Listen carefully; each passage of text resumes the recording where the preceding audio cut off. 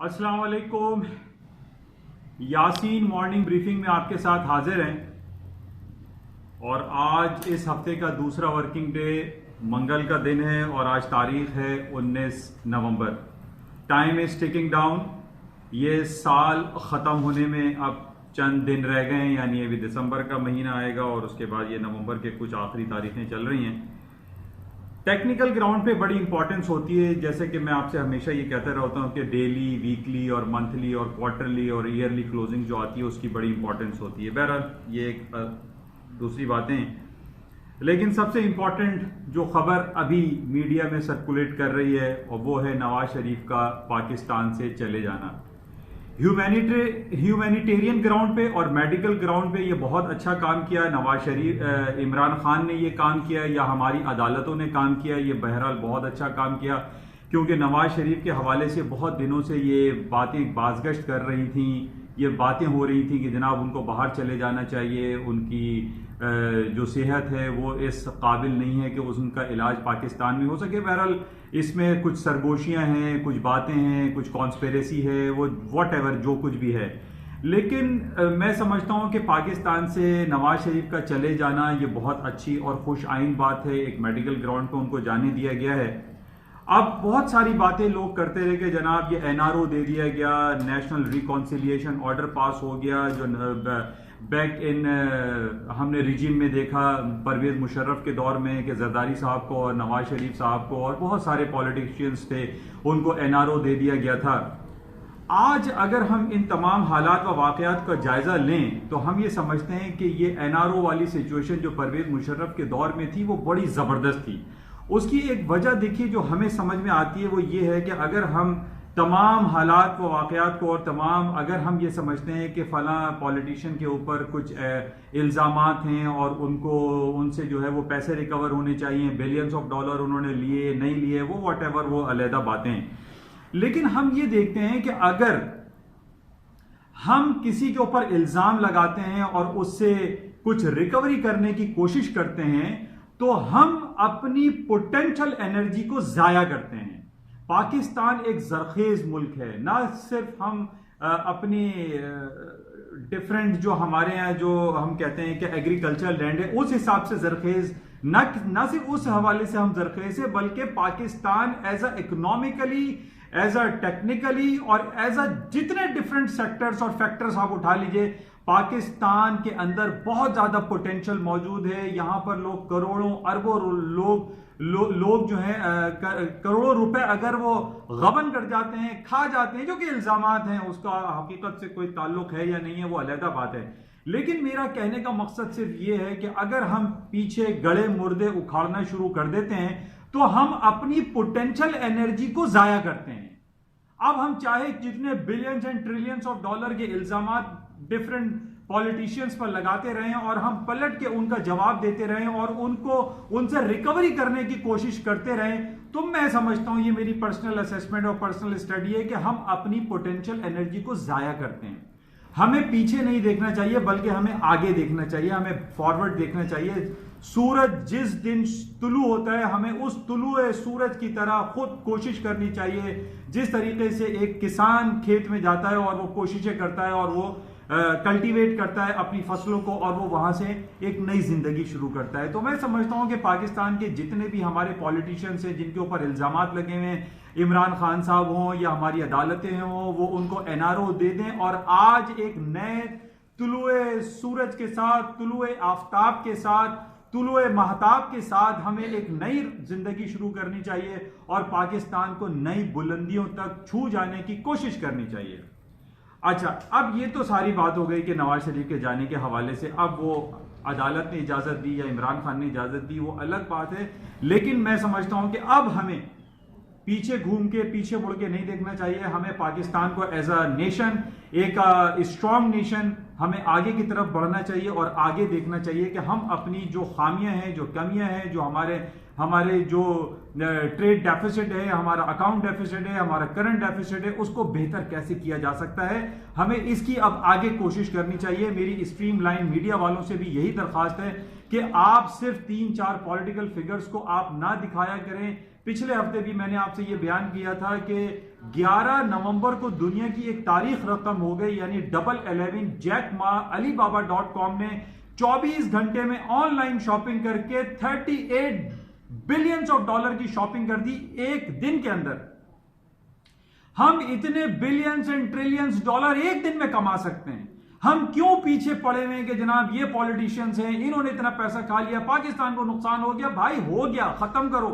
मैं streamline media वालों से ये रिक्वेस्ट करता हूं कि भाई आप पूरी दुनिया पे भी नजर रखें। alibaba.com ने क्या कुछ कर दिया, पूरी दुनिया की तारीख रकम करके रख दी। अभी एक नई कंपनी सऊदी अरब की state own company Saudi Aramco आ रही है, वो billions and trillions of dollar की बातें कर रहे हैं। हमें आगे की तरफ देखना चाहिए, हमें आगे बढ़ना चाहिए। हम पुरानी बातों को कब तक लेके बैठे रहेंगे और हम अपनी आने वाली नस्लों को क्या दे रहे हैं कि जनाब फला ने ये कर दिया, फला ने ये कर दिया, सब भूल जाएं।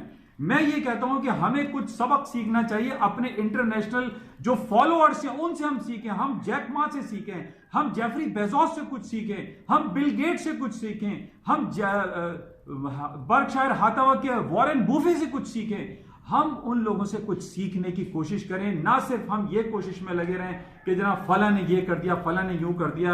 उन तमाम चीजों को क्लोज कर दें, चैप्टर को बंद कर दें और हमें असर नौ नए सूरज के तुलू होने के साथ एक नई जिंदगी शुरू करनी चाहिए। और मैं आज उस बात की तायद करता हूं कि जनाब परवेज मुशर्रफ ने अगर बैक इन 99 में 98 में एनआरओ दिया था तो वो बहुत अच्छा किया था। उस वक्त आप देख लीजिए हमारे यहाँ पाकिस्तान में महंगाई इतनी नहीं थी, टमाटर 300 रुपए का नहीं बिकता था। आज टमाटर 300 रुपए का है, डॉलर की रेट्स को उसने बीट कर दिया। $2 का 1 किलो टमाटर मिल रहा है। आप सोचें हम किधर जा रहे हैं। हम सिर्फ उस चक्कर में लगे हुए हैं कि जनाब नवाज शरीफ ने इतना पैसे खा लिए, जरदारी ने इतने खा लिए, तो जिसकी वजह से हम अपनी पोटेंशियल एनर्जी को जाया कर रहे हैं। हमें कोशिश करनी चाहिए। आप ये देख लीजिए कि परवेज मुशर्रफ के दौर में 59 रुपए 59 रुपए पे डॉलर खड़ा रहा। एक जमाने तक 59 रुपए पे डॉलर था। महंगाई इतनी नहीं थी। बच्चों की स्कूलों की फीसें, ट्रैफिक का कंट्रोल, ट्रैफिक में जो एक्सपेंसेस हैं यानी जो टैरिफ्स हैं, वो इतने होशरबा नहीं थे जो आज के हालात हैं। 155 रुपए पे आज डॉलर चल रहा है। हर चीज महंगी हो गई है। मैं सिर्फ एग्जांपल आपको टमाटर की दे रहा हूं। टमाटर, हालांकि पिछले 3 दिन पहले इमरान खान और पाकिस्तान की गवर्नमेंट ने ऐलान कर दिया था कि हम टमाटर ईरान से खरीदेंगे। ईरान से टमाटर आ गया है। आज पाकिस्तान की कराची की जो सब्जी मंडी है उसमें टमाटर मिल रहा है, लेकिन उसके बावजूद भी 300 रुपए किलो मिल रहा है। मुख्तसर कहने का यह है कि हम पीछे मुड़ के कब तक देखते रहेंगे और हम अपने आने वाली जनरेशन को क्या दे रहे हैं कि हम यही रोते रहेंगे, इसी का राग अलाते रहेंगे। हमें आज तुलुए सुबह के साथ एक नई जिंदगी शुरू करनी चाहिए। बहरहाल ये मैं जैसे आपसे कंपैरिजन कर रहा था कि परवेज मुशर्रफ के एनआरओ में महंगाई नहीं थी। उसकी वजह यही थी कि उन्होंने उन लोगों को बाहर भेजा और सुकून से अपनी 10 साल की हुक्मरानी करते रहे। आज भी हमें यही चाहिए कि हम आज नई जिंदगी शुरू करें।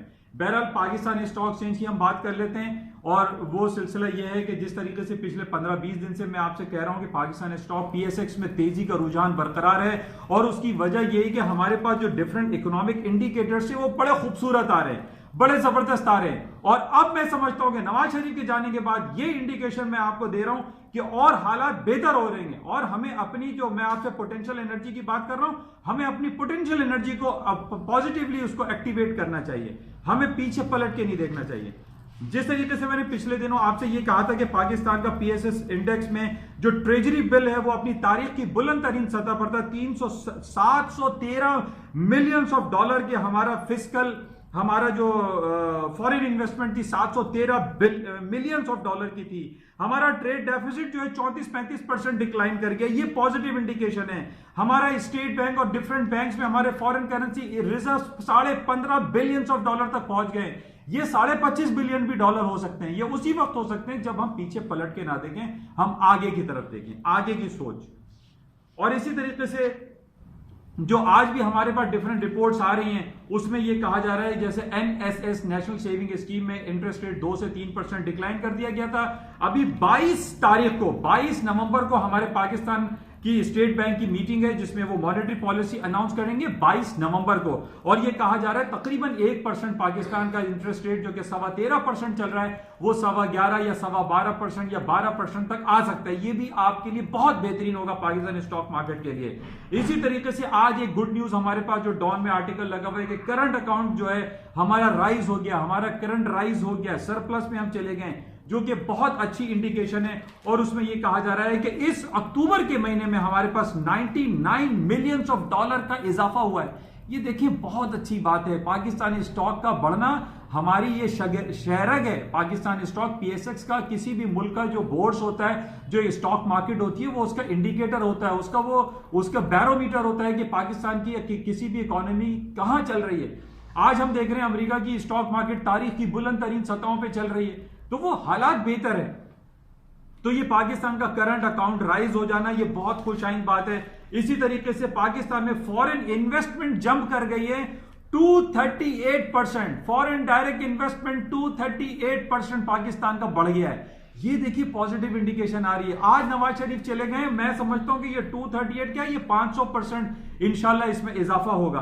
तो हमारे पास बहुत अच्छी खबरें आ रही है। इसी तरीके से पिछले दिनों पाकिस्तान और चाइना का टायर बनाने की, टायर मैन्युफैक्चरिंग के हवाले से एक एग्रीमेंट साइन हुआ था, उसकी भी खबर ये लगी है। ये बहुत खूबसूरत जॉइंट वेंचर है जो कि हमारे आगे वक्तों के लिए बहुत अच्छा होगा।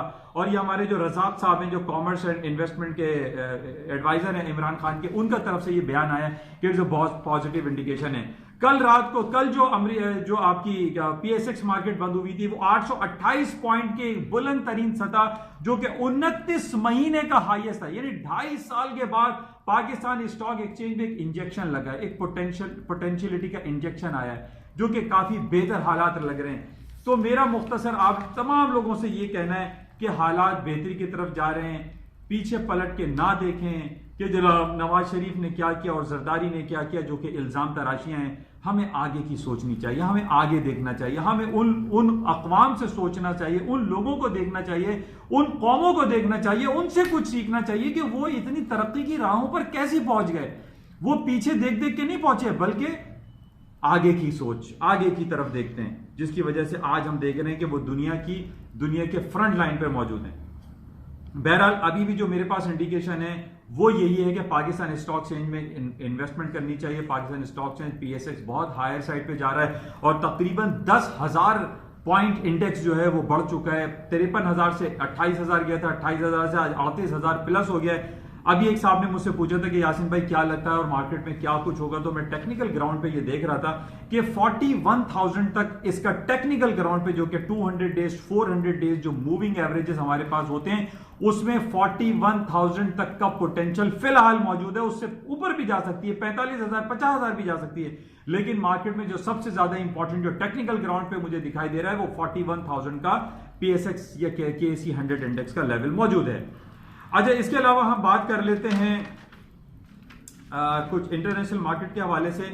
मैं तो पिछले कई महीनों से आप लोगों से यही कह रहा हूं, जो एक फ्रेज में इस्तेमाल कर रहा हूं उर्दू में, तारीख की बुलंद तरीन सतह, और वो क्या है, वो अमेरिका की स्टॉक मार्केट है। अमेरिका की स्टॉक मार्केटों ने तहैया कर लिया है कि चाहे जितनी बैड न्यूज दे दें, चाहे जितनी टेक्निकल ग्राउंड पे उसके आरएसआई ओवरबॉट टेरिटरी में चले जाएं, उसके एमएससीडीआई ओवरबॉट टेरिटरी में चले जाएं, उसके जितने भी टेक्निकल इंडिकेटर्स हैं वो ओवरबॉट टेरिटरी में चले जाएं, मार्केट नहीं गिर रही है। ये आप नोट कर लें, गिरा लगा लें कि अमेरिका की स्टॉक मार्केट में क्रैश नहीं आने वाला। हालांकि टेक्निकल ग्राउंड पे पिछले कई 2-3 महीने से हम ये सुन रहे थे कि जनाब वो दो महीने की जो ट्रेजरी बॉन्ड है वो उनपे इंटरेस्ट रेट रिटर्न ज्यादा मिल रहा है और 10 साल वाले पे कम मिल रहा है, जिसको इन्वर्जन ट्रेजरी यील्ड बोलते हैं, इन्वर्जन बॉन्ड यील्ड कहते हैं कि मार्केट क्रैश हो जाएगी, गिर जाएगी। एल्गोरिथम ये कह रहा है तो आर्टिफिशियल इंटेलिजेंस ये इंडिकेट कर रही है, नथिंग हैपेंड, कुछ भी नहीं हुआ। अमेरिका की स्टॉक मार्केट जिन्होंने शॉर्ट सेलिंग की थी फ्यूचर्स में, सब तबाह हो गए, खत्म हो गए, बर्बाद हो रहे हैं, नहीं गिर रही मार्केट। लेकिन अब जिस तरीके से कराची स्टॉक से 53,000 से 28,000 तक गिर गया, तबाह हो गया और लोगों का इंटरेस्ट खत्म हो गया था, वही चीज बहुत सारे लोग मुझे फोन करके कहते हैं यार स्टॉक मार्केट है अमेरिका की, S&P डाउ जोन्स नैस्डैक कब गिरेगी। मैं कहता हूं भाई मेरे पास कोई खबर नहीं है, मेरे पास कोई इंडिकेशन नहीं है, सारे जो टेक्निकल इंडिकेटर्स हैं वो हायर साइड पे बता रहे हैं और यही हो रहा है डेली बेसिस पे। कल अमेरिका के खुलने से पहले डाउ जोन्स ने 28,000 का जो इनका टेक्निकल साइकोलॉजिकल लेवल था वो ब्रेक कर दिया, यानी अमेरिका की ओपनिंग से पहले ही डाउ जोन्स 28,000 क्रॉस कर गया। अब उसके बाद उसको फॉलो थ्रू में S&P भी ऊपर, नेस्डैक भी ऊपर, उसके अलावा अमेरिका यूरोप की तमाम स्टॉक मार्केटें प्लस हो गई। सुबह हमने ये देखा कि जो एशियन मार्केट थी, निकाय index, Shanghai index, Hang Seng, सब के सब प्लस में। कहां से लाऊं बैड न्यूज? अब लोग जो है उसको बस बेचे जा रहे हैं कि नहीं शॉर्ट सेल करो, फ्यूचर्स में शॉर्ट सेल हो जाता है तो मार्केटें गिरेगी, नहीं गिर रही। Millions and billions of dollar लोग जो है इसमें अक्रॉस दी वर्ल्ड में लोग जो है लॉस कर सकते हैं। वो मीडिया पे आप जाके व्यूज में और उसमें सब पढ़ें तो आपको सारी खबरें मिल जाती हैं कि कहां पर क्या हो रहा है। बहरहाल एक हमारे पास देखिए, मैं ये आपसे कह रहा हूं कि जहां तो इम्पीचमेंट की बात हो रही है कि ट्रम्प साहब को इम्पीच किया जाएगा और उनको जो है सदारती कुर्सी से हटा दिया जाएगा। पहले उन्होंने जो है वो 2016 के इंतखाबात में ये था कि उन्होंने मेडलिंग करवाई, रशियन एडमिनिस्ट्रेशन या पुतिन जो है वो शामिल थे, रूस वाले लोग, लेकिन कुछ भी नहीं हुआ। रॉबर्ट मुलर की जो इन्वेस्टिगेशन टीम भी थी, उनकी जो टीम, उन्होंने जो 35 लोगों को बिहाइंड द बार डाला, कुछ भी नहीं हुआ। सदर साहब ट्रम्प साहब अभी भी बरा जमा है और वो सदारती कुर्सी पे बैठे हुए हैं। उसके बाद एक नया स्कैंडल आ गया कि जनाब वो विसल ब्लोअर्स मिल गए उनको यूक्रेन के, कि वो ये कह रहे हैं कि हमें पता है यूक्रेन के भी और व्हाइट हाउस वाले के कि जनाब ट्रम्प साहब ने अपनी लाइन क्रॉस की थी और यूक्रेन वालों को फोन करके ये कहा था जो उनके कॉन्टेंडर हैं या मेजर जो अपोनेंट हैं, जो बाइडेन साहब जो डेमोक्रेट्स को लीड कर रहे हैं, कि वो 2020 में उनके खिलाफ मद्दे मुकाबिल खड़े होंगे तो उनको उनके खिलाफ इन्वेस्टिगेशन की जाए कि उनके बेटे हंटर बाइडेन ने बिलियंस ऑफ डॉलर की करप्शन की है। तो डेमोक्रेट ये कह रहे हैं कि इन्होंने अपनी लाइन को क्रॉस किया है और इनके खिलाफ इन्वेस्टिगेट होना चाहिए और उनको नाअहल करार दे दिया जाना चाहिए कि वो 2020 के इलेक्शन में खड़े ना हो सकें। बहरहाल आज एक गुड न्यूज ये आई है कि अमेरिका के जो कांग्रेशनल मीटिंग चल रही है, कांग्रेस में जो इजलास हो रहा है, उसमें डिफरेंट जो डिप्लोमेट्स थे और डिफरेंट रिप्रेजेंटेटिव थे यूरोपियन यूनियन के या यूक्रेन के, उनको ग्रिल किया गया है, उनसे पूछा गया है कि उन्होंने क्या ट्रम्प साहब के कहने पे ये सारे सिलसिले किए और उन्होंने जो भी काम किया क्या उन्होंने अपने लिमिट में किया या लिमिट से हट के किया। बहरहाल ये बातें होती रही। अब एक कल आज डॉन में खबर आई हुई है कि उन्होंने ये इजहार किया है, ट्रम्प साहब ने एग्री कर गए कि वो इंपीचमेंट के लिए कुर्सी पर बैठेंगे। अच्छा, ये सिर्फ देखें, हर बात को एक बारीक बीनी से देखा करें। ट्रम्प साहब ने इस बात का इजहार कर दिया, he is ready to be impeached, कि उनकी इंपीचमेंट के लिए वो बैठ रहे हैं। ये बात बड़ी खुश आइंद है और स्टॉक मार्केट के लिए फिर एक प्लस पॉइंट है, क्योंकि वो रेडी का वर्ड इस्तेमाल किया कि मैं रेडी हूं, हां मैं बैठूंगा कुर्सी पे, बैठ के आपके सवालों का जवाब दूंगा कांग्रेस वालों। ये कहना ये पॉजिटिव है, क्योंकि वो कह रहे हैं मैंने कुछ गलत किया ही नहीं है। और मैं आपको कब से ये कह रहा हूं कि सदर जो है वो उसको इम्यूनिटी भी हासिल होती है, वो बैठेंगे। उनका ये इजहार करना कि वो कुर्सी पर बैठ के जवाब देंगे, ये पॉजिटिव है स्टॉक मार्केट के लिए, क्योंकि उन्होंने ये नहीं कहा कि मैं इसके खिलाफ कोर्ट में जाऊंगा, मैं कोई एप्लीकेशन दूंगा, नहीं मैं कुर्सी पे बैठ के जो है आपके सवालों का जवाब नहीं दूंगा, मैं सदर अमेरिका का सदर हूं।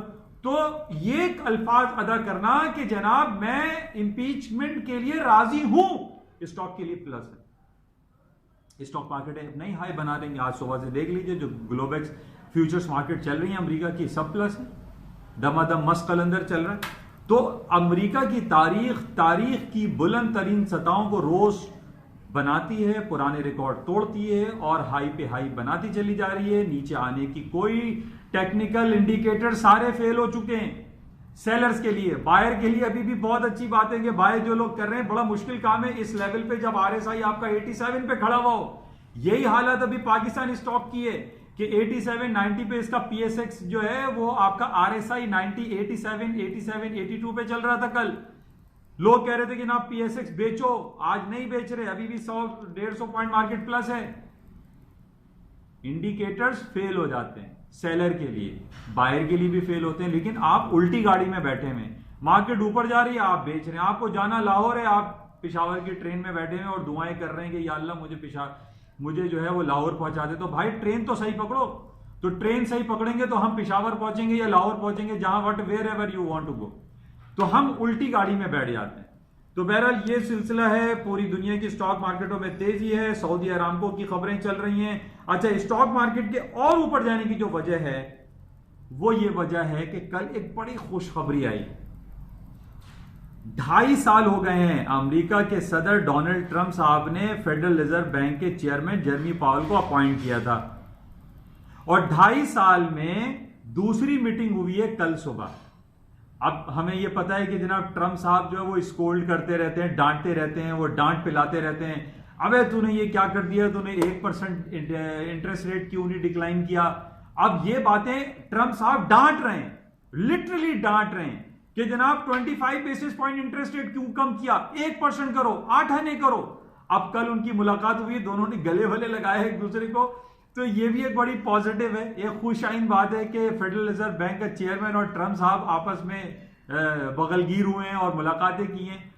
और ये अब जाहिर है, अब ट्रंप साहब से मिलने का मतलब ये है कि अभी जो नेक्स्ट दिसंबर में मीटिंग आ रही है, ये चौथी बार, ये तारीख में पहली बार होगा कि 3 नहीं 4 बार अमेरिका अपना इंटरेस्ट रेट डिक्लाइन कर देगा, ईज कर देगा।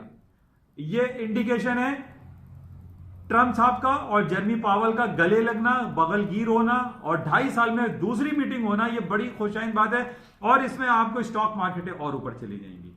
जिस तरीके से हम देख रहे हैं कि इनकी मीटिंग हुई, फिर जनाब ट्रंप साहब ने कहा कि हाँ मैं बैठ जाऊंगा, मैं इंपीचमेंट के लिए तैयार हूं, ये पॉजिटिव है। और इसके अलावा जो सऊदी अरामको की लिस्टिंग शुरू होने वाली है, जिसमें मैंने आपसे कहा था गोल्डमैन सैक्स, HSBC, सिटी ग्रुप बैंक जो है, और आपका जो दूसरे JP Morgan Chase, Morgan Stanley, ये सारे बैंक दुनिया के बड़े तरीन बैंक है भाई।